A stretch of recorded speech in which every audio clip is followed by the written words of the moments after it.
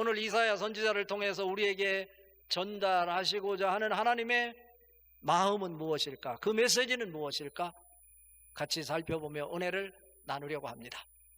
오늘 말씀을 통해서 우리에게 보여주고 싶은 메시지는 뭐냐면, 죄인된 우리의 죄사함을 기꺼이 당신의 아들을 위해서 내어주었다. 다른 말로 표현하면 그것은 당신의 아들을 위한 것이긴 하지만 그 아들을 통해서 우리를 살려내는 당신의 아들 예수 그리스도를 믿는 사람들에게 죄사함을 통해서 새로운 생명으로 태어나게 하기 위해서 자기 아들까지도 기꺼이 우리를 위해서 내어주셨다. 누가? 하나님이요. 그것을 이사야 선지자는 이렇게 표현합니다. 오늘 읽은 말씀 10절 말씀 같이 한번 읽습니다. 여호와께서 그에게 상함을 받게 하시기를 원하사 질고를 당하게 하셨은즉 그의 영혼을 속건 제물로 드리기에 이르면 그가 씨를 보게 되며 그의 날은 길 것이요 또 그의 손으로 여호와께서 기뻐하시는 뜻을 성취하리로다. 여기에 많은 메시지가 담겨 있습니다.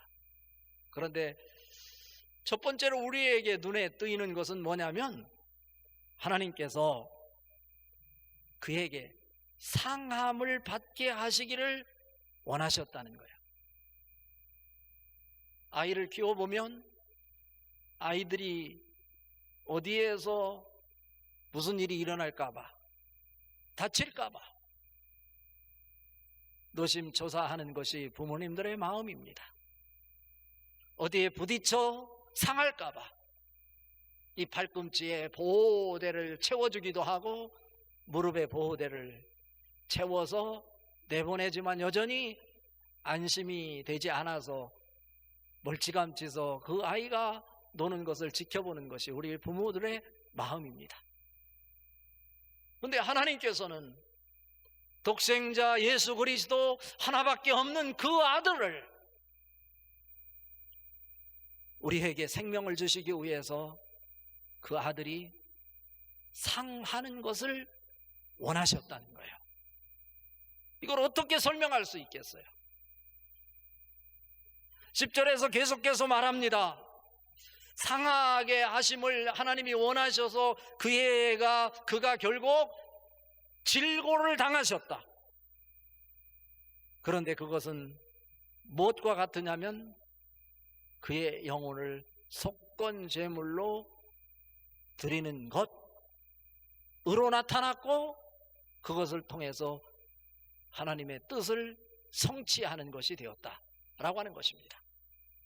저는 이 말씀을 묵상하면서 하나님이 우리를 사랑하는 그 사랑이 얼마나 깊이가 있고 우리 사람으로서는 도저히 이해할 수 없는 뜨거운 사랑, 자기 아들을 다치게 하면서까지도, 고통을 당하게 하면서까지도, 피 흘리게 하면서까지도, 모욕을 당하며 비참함을 당하며 소모를 당하는 일, 차마 눈뜨고 볼 수 없는 일인데 그런 일을 원하셨다 라고 하는 거죠.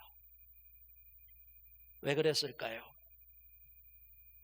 우리가 이 땅에 살면서 죄 문제를 해결하지 못한 채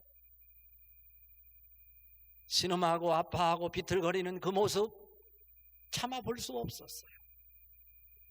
우리는 그 죄 문제로부터 벗어나기 위해서 가슴을 치고 내가 새로운 방법을 모색해보지만 그 죄의 구렁텅이로부터 나올 수 있는 길이 없었어요. 그곳엔 행복이 없어요. 기쁨이 없어요. 만족이 없어요. 하나님이 우리의 모습을 지켜보시면서 결단하신 것이 인간들이 가지고 있는 저 수많은 죄를 어떻게 할 수 있을까?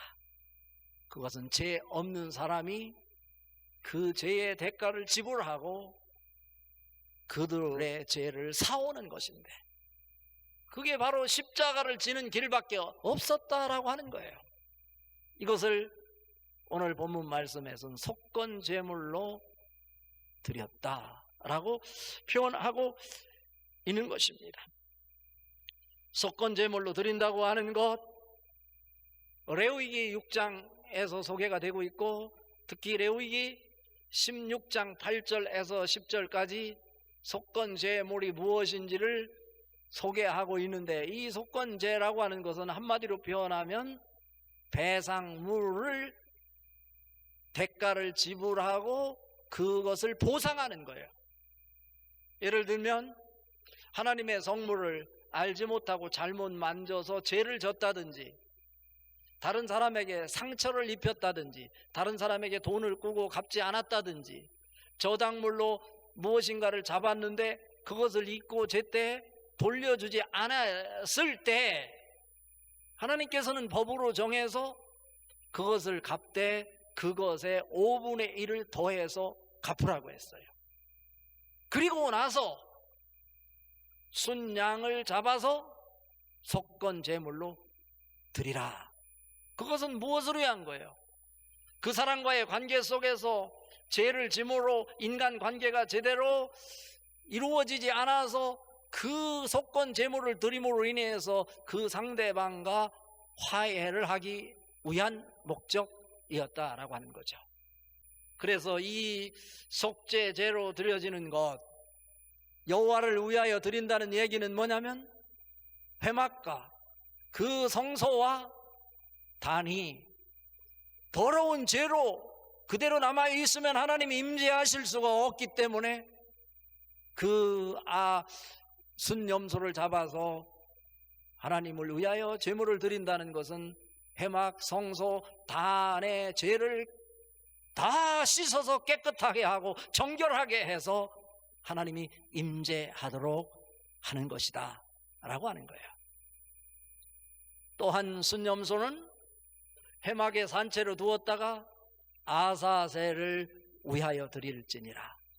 아사셀이라는 것, 우리 인간들이 가지고 있는 죄를 우리 스스로 해결할 수 없다고 그랬어요. 그것을 누구에게 뒤집어 씌나요?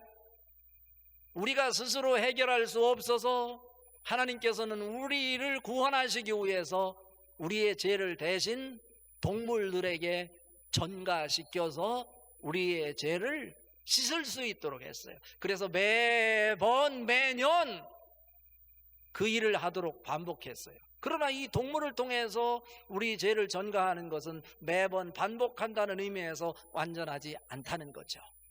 이것을 누가 동물을 통해서 대신하던 것을 당신의 아들 예수 그리스도를 통해서 고난의 종으로 십자가에 못 박게 하심으로 인해서 그 죄를 대신 다 뒤집어 쓰게 하셨다는 거예요. 어떻게 하나요? 그 순염소 머리에 우리가 가지고 있는 죄를 다 전가시키는 거예요. 우리말로 바꾸면 뒤집어 씌우는 거예요. 그러나 우리가 받아들일 또 하나의 깊이 있는 의미가 있는데, 이것은 아사셀을 뭐라고 해석하냐면 아랍어에 아자주라고 하는 것이 거친 땅이라는 뜻을 가지고 있는데, 이 아사셀이라는 것이 아랍어의 거친 땅이라는 아자주라고 하는 단어에서 유래했다고 하는 의미에서 돌이 많이 쌓여 있는 낭떠러지라고 해석할 수 있겠다. 그럼 결국 돌이 많이 쌓여 있는 그 막다른 낭떠러지에는 누가 사람이 살 수 없는 곳이라는 거죠. 사람들이 가지고 있었던 이 죄를 누구에게? 순염소의 머리에 다 뒤집어 씌워서 누구에게로 보낸다는 거예요? 사람이 살 수 없는 마귀들이 득실거리는 막바지의 낭떠러지에 완전히 떨어뜨림으로 인해서 다시는 우리에게 접근하지 못하도록 만들어낸다 라고 하는 의미에서 아사셀이라고 하는 것, 이것은 우리의 죄를 속죄하는 의미로 드려지는 것이다 라고 하는 것입니다. 요한계시록 10절에 근거해 볼 때 마귀가 하는 일이 참소하는 일이라고 그랬어요.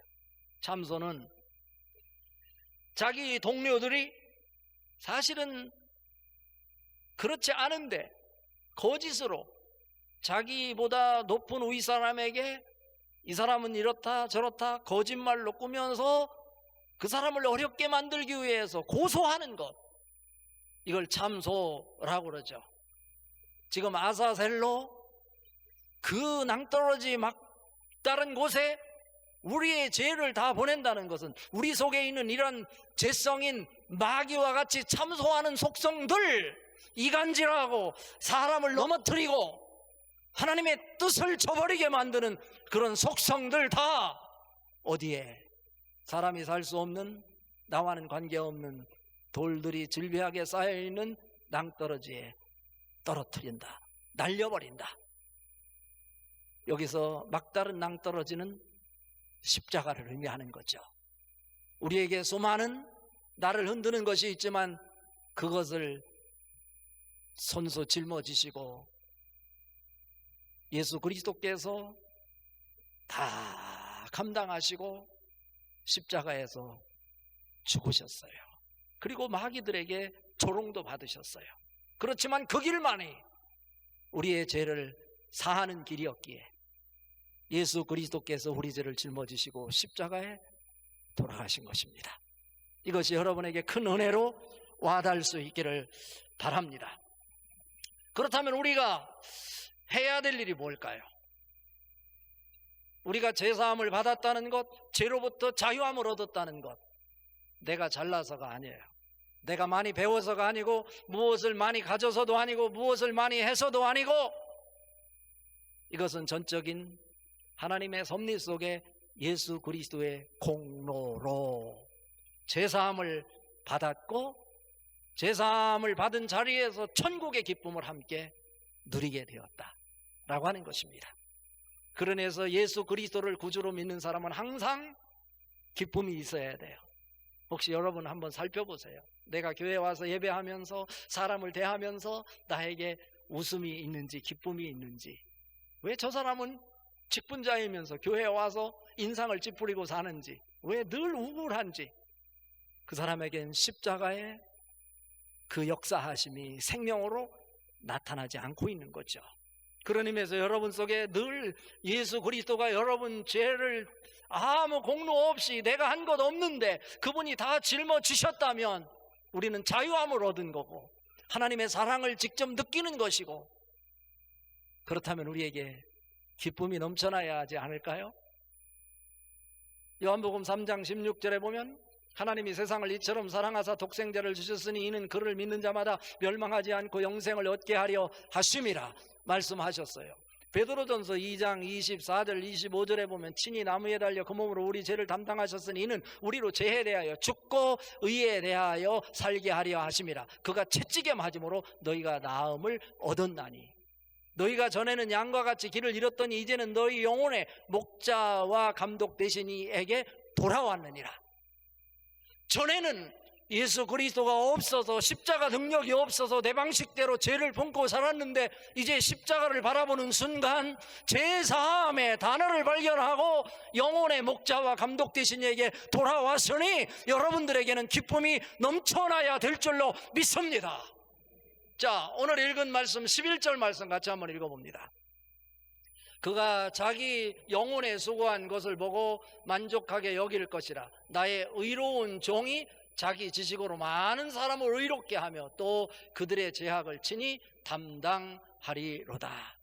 여기서 놀라운 것은 뭐냐면 예수 그리스도께서 하나님의 섭리 속에서 십자가에 못 박혀 달려 돌아가시면서 많은 수모를 당하시고 고통을 당하시고 아픔을 당하셨는데 자기 영혼에 수고한 것을 보고, 이걸 다른 말로 표현하면 자기가 그렇게 고통을 감당하시고 그러한 수모를 당하면서도 십자가를 지셨는데 그것이 영혼의 수고라고 표현하는 거예요. 지금 그냥 육체적인 수고만 아니고 육체적인 아픔만 아니라 그의 심령 깊은 속에 있는 그의 영혼까지 송두리째 고뇌를 당했는데 그 수고한 것이 그냥 수고한 것으로 끝나지 않고 그 수고를 통해서 새로운 생명이 나타나는 것을 보고 기뻐했다. 할렐루야. 그 표현을 또 뭐라고 하냐면 그것을 보고 만족하게 여길 것이라. 나의 의로운 종이 자기 지식으로 많은 사람을 의롭게 하며 또 그들의 죄악을 친히 담당하시로다.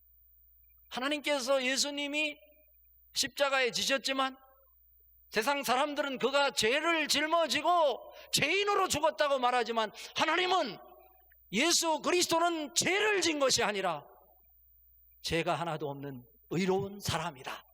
보증해 주는 거예요. 보증해 주는 거예요. 고린도후서 3장 5절에 보면 우리가 무슨 일이든지 우리에게서 난 것 같이 스스로 생각하여 스스로 만족할지니 우리의 만족은 오직 하나님으로부터 나느니라. 우리의 만족은 하나님으로부터 나는 줄 믿습니다. 십자가를 통해서 하나님의 만족이 주어지는 줄 믿습니다. 그렇다면 우리는 무엇을 해야 될까요? 자기 지식으로 많은 사람을 의롭게 하며, 예수님이 하시는 소리예요. 십자가를 지는 것이 고통이었지만 십자가를 지고 났더니 자기 지식으로 많은 사람이 의롭게 되었다. 그건 뭐예요? 자기가 당하는 고통, 도저히 이해할 수 없는 일이었지만 하나님께서 계획하시고 인간들을 살려내는 길이 그 길밖에 없기에 그런 일을 했다라고 하는 것, 자기 지식으로 하나님이 섭리하셨고 예수 그리스도를 통해서 새로운 생명으로 의인이 만들어진다고 하는 것을 알게 되었다는 거예요. 이것은 단순히 머리로만 아는 것이 아니라 마음으로만 아는 것이 아니라 여기서 자기 지식이라고 할 때 히브리어 원어 동사에 보면 따트라고 나와요. 여기서 따트라고 하는 것은 우리가 잘 아는 히브리어 동사인 야다 한 부분도 가려짐 없이 통째로 꿰뚫어 볼 수 있는 총체적인 암이라는 동사에서 나온 명사라고 하는 거예요. 하나님께서 섭리하셨다는 것을 1차적으로 우리가 어떻게 해야 되는 거예요? 인정해야 되는 거예요. 그리고 믿어야 되는 거예요. 그리고 고백해야 되는 것이죠. 로마서 3장 23절 24절에 보면 모든 사람이 죄를 범하였으며 하나님의 영광에 이르지 못하더니 그리스도 예수 안에 있는 속량으로 말미암아 하나님의 은혜로 값없이 의롭다 하심을 얻은 자 되었느니라 말씀하고 있어요. 공로 없이 예수 그리스도의 공로로 우리가 의롭다 하심을 받았다는 거죠. 그렇다면 우리는 어떻게 고백해야 될까요? 로마서 10장 9절 10절에 보면 내가 만일 내 입으로 예수를 주로 시인하며 또 하나님께서 그를 죽은 자 가운데 살리신 것을 내 마음에 믿으면 구원을 받으리라. 사람이 마음으로 믿어 의에 이르고 입으로 시인하여 구원에 이르느니라. 여러분, 어떤 상황이라도 내가 이해가 되지 않고 납득이 되지 않는 일이라도 하나님의 섭리가 십자가 사건을 통해 생명을 만들어내고 나를 살려내는 일임을 믿으십시오. 그리고 고백하십시오. 요한복음 5장 24절에서 예수님이 직접 말씀하십니다. 내가 진실로 진실로 너희에게 이르노니 내 말을 듣고 또 나 보내신 이를 믿는 자는 영생을 얻었고 심판에 이르지 아니하나니 사망에서 생명으로 옮겨졌느니라. 그럴 때 우리는 천국의 기쁨을 누릴 수 있게 된다라고 하는 것입니다. 예수님께서도 자기 지식으로 새로운 생명이 탄생되어 의로운 사람들이 만들어지는 것을 보고 만족하셨다, 오늘 말씀하고 있는 거예요. 자, 결론입니다. 그렇다면 오늘 말씀을 통해 우리에게 전달하시고자 하는 여호와의 종의 노래는 십자가 사건을 통해서 우리 믿는 자들에게 천국을 기업으로 나누시게 된다. 그리고 중보 기도의 모범의 가르침을 우리에게 제공한다. 이 두 가지 사건이 담겨 있는데요. 12절 말씀 뜻을 생각하면서 같이 한번 읽어봅니다. 그러므로 내가 그에게 존귀한 자와 함께 몫을 받게 하며 강한 자와 함께 탈취한 것을 나누게 하리니 이는 그가 자기 영혼을 버려 사망에 이르게 하며 범죄자 중 하나로 헤아림을 받았음이니라. 그러나 그가 많은 사람의 죄를 담당하며 범죄자를 위하여 기도하였느니라. 여기서 눈에 뜨이는 것은 그에게 존귀한 자와 함께 목을 받게 하며 라고 하는 거죠. 천국을 얘기하는 거죠. 실제로 고대 근동에서 전쟁을 하면 정복자가 패한 자들이 가지고 있는 모든 폐물, 보물들 다 뺏어 오는 거예요.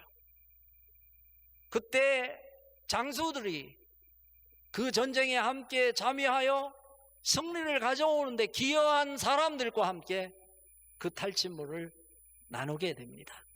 그때 그 기쁨을 무엇으로 표현할 수 있겠느냐라고 하는 것을 빗대어 오늘 말씀을 설명하고 있는 것입니다. 예수 그리스도를 통해서 우리의 죄를 다 담당하시고 예수님이 십자가 죽음으로 끝나지 않고 3일 만에 다시 살아나심으로 그 하나님이 계획하셨던 메시아가 고난을 당하는 이 십자가 사건, 세상에서는 실패라고 말할지 모르지만, 세상에서는 손가락질하고 치부해버릴지 모르지만, 나에게는 능력이라고 생명이라고 하나님의 섭리를 믿고 받아들이며 고백하는 사람들, 예수님께서 직접 승리한 자로 그를 믿는 하나님의 백성들과 천국을, 하나님의 기업을 나누게 될 것이다 라고 하는 것입니다. 여기에서 우리가 그러한 하나님의 나라를 기쁨으로 나눌 수 있다는 것 자체도 기쁨인데, 여기에 또 하나의 의미가 있어요. 이 세상을 주도하던 사람들, 세상의 왕이라고 할 수 있어요.